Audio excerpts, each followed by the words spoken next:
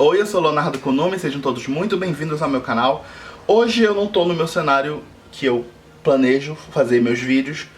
Primeiro porque a iluminação tá muito melhor que na janela, porque a gente tá numa época de chuvas aqui em Belém, então é nublado o tempo todo, então eu tenho que usar proveito da luz natural o máximo que eu posso. E também porque eu tô com preguicinha de arrumar o cenário, tipo, preparar a mesa, tudo de lugar e tal. E também porque eu acho que para esse vídeo eu não preciso de um cenário, eu não preciso de nada muito extravagante, a não ser a câmera. Bem, hoje eu vou contar pra vocês a minha história de como eu me assumi gay pra minha mãe e 10 anos depois pro meu pai. Quando eu tinha 17 anos, eu cheguei pra minha mãe e contei pra ela que eu tinha interesse por meninos. Eu não usei a palavra gay. Minha mãe não usou a palavra gay.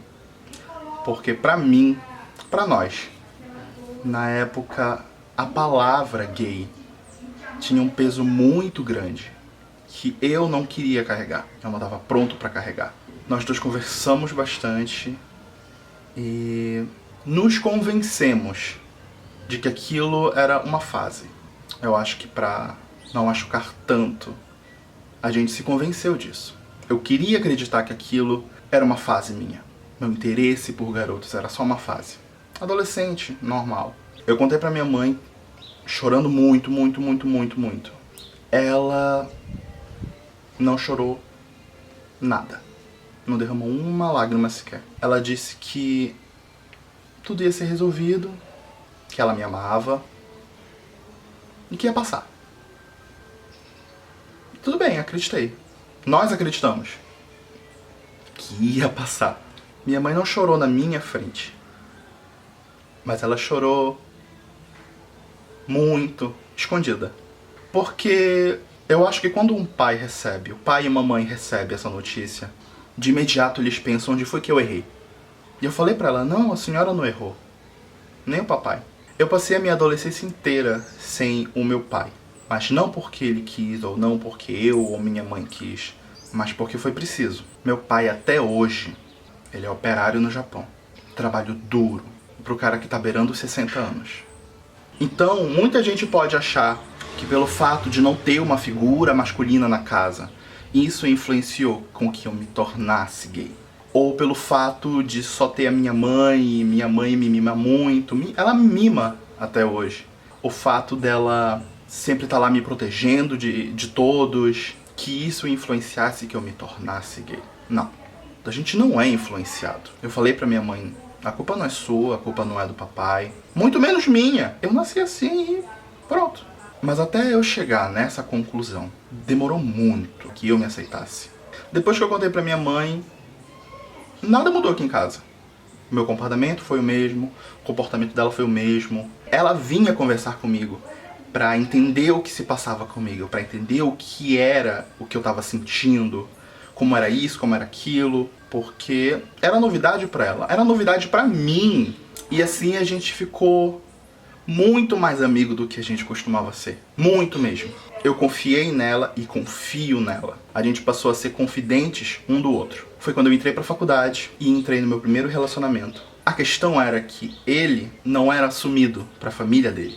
E ele me disse que jamais se assumiria pra família dele. E aquilo doeu em mim porque eu nunca ia deixar de ser só um colega da faculdade. Era até meio impossível eu ser um colega da faculdade, porque nós fazíamos cursos diferentes. Eu era publicidade e ele direito. A gente não tinha o mesmo círculo de amigos. E eu vou aparecer de surpresa na casa dele assim? Pois é. Só que eu não podia cobrar dele uma coisa que eu não tinha coragem de fazer, que era me assumir pra minha família. Eu fiquei muitos anos, na verdade, sem entrar num relacionamento. Terminei a faculdade, fui pro Japão e lá eu tive oportunidade de contar pro meu pai.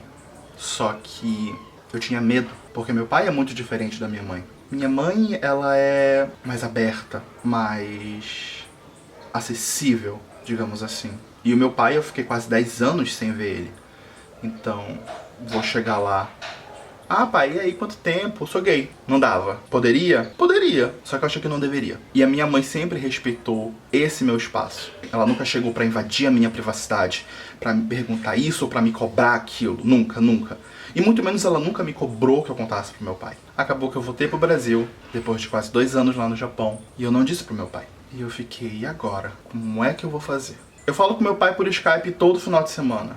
E na minha cabeça, tipo, não é um tipo de notícia que a gente vai dar por Skype. Mas se eu não der essa notícia agora, quando é que eu vou poder dar? Quando é que eu vou ver meu pai? Eu não sei quando é que eu vou ver meu pai de novo. E empurrando com a barriga por medo, por covardia da minha parte. A minha mãe, ela falou que isso deveria partir de mim. Sempre que meu pai perguntava como é que você tá, como é que vocês estão, o que vocês estão fazendo, ela se reservava a dizer o mínimo possível. Quando eu saía com os meus amigos, eu não podia falar com meu pai por Skype, por exemplo. Ou quando eu saía com meu namorado, ela não sabia o que fazer. Ela falava, ele saiu com um amigo, saiu com os amigos. Ele, mas que amigo? Que amigos são esses? De onde eles se conhecem? Então foi um peso que ficou na minha mãe também, por minha culpa. Foi quando eu entrei no relacionamento, e quanto mais se tornava sério, mais essa cobrança martelava na minha cabeça, porque não seria justo com o meu pai e com a minha mãe eu não contar isso. Então eu sentei na cadeira, depois de quase 1 hora conversando com o papai sobre várias coisas, eu respirei fundo e contei: pai, eu sou gay. O meu pai soltou um "que" tão alto que naquela hora eu me tremi todinho. Mas aí eu respirei fundo de novo e falei: eu sou gay. E ele falou: por mim tudo bem, não vai mudar nada.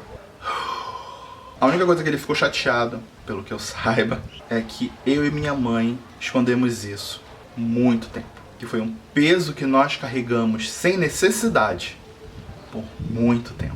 Minha mãe, quando ficou grávida, ela agradeceu muito, porque ela fez 5 anos de tratamento. E teve complicações na hora do parto. Ela quase me perde. E no momento que ela me colocou nos braços, coisa que ela sempre me fala, ela olhou pra mim e disse que me amaria acima de tudo, acima de todos, e que ela faria de tudo pra ser uma boa mãe. Tudo. Eu nunca duvidei disso. E eu acho muito estranho, eu não consigo meio que aceitar quando amigos meus, pessoas próximas de mim, falam que não tem esse retorno, não tem esse carinho da parte dos pais. A gente é acusado de muita coisa. A gente é chamado de abominação. Você acha que 2 pessoas se amarem é abominação? Abominação é um pai e uma mãe darem as costas para um filho. Ainda mais quando eles mais precisam deles. Quando um filho acredita que pode confiar nos pais e os pais traírem os seus filhos. Um pai dizer que prefere ver um filho morto do que gay, isso é abominação. Isso é abominação. Alguém muito próximo de mim me disse que o dever de um pai e de uma mãe é amar o seu filho incondicionalmente, independente do que seu filho seja. Eu não tô dizendo aqui que tudo vai ser fácil quando você se assumir. Eu não tô dizendo que você tem que se assumir. Você vai fazer isso quando você estiver pronto pra fazer isso. Se você não quiser fazer isso, não faça. Amigos meus já me falaram que se assumissem pra família ia ser um pesadelo, que não ia ter como conviver na casa, ou que a mãe ou que o pai abominam isso. Eu não posso falar por você. Eu não posso falar que se você se assumir, tudo vai ser um mar de rosas, todo mundo vai se abraçar, só porque eu tive essa experiência. Mas o que eu posso falar é que eu, Leonardo, me sinto muito mais feliz de ter assumido perante a minha família e aos meus amigos. Porque hoje eu sou o que eu quero ser. Hoje eu posso fazer esse vídeo aqui, postar esse vídeo, para que vocês assistam, vocês reflitam, para que vocês mostrem para os amigos, para que vocês mostrem para os seus pais, para que vocês mostrem para os seus filhos que tá tudo bem. Você não tem nenhum problema. Se você for uma mãe ou se você for um pai e estiver assistindo esse vídeo, a única coisa que eu te peço, ame o seu filho. Ame. Ame incondicionalmente, porque às vezes esse amor é a única coisa que segura ele de não cometer uma besteira. Então é isso. Contei a minha história, a minha experiência. Eu espero que vocês possam refletir, que vocês possam pensar. E se vocês gostaram, por favor, espalhem essa mensagem. Eu agradeço e a gente se encontra numa próxima. Tá bom? Beijo. Tchau.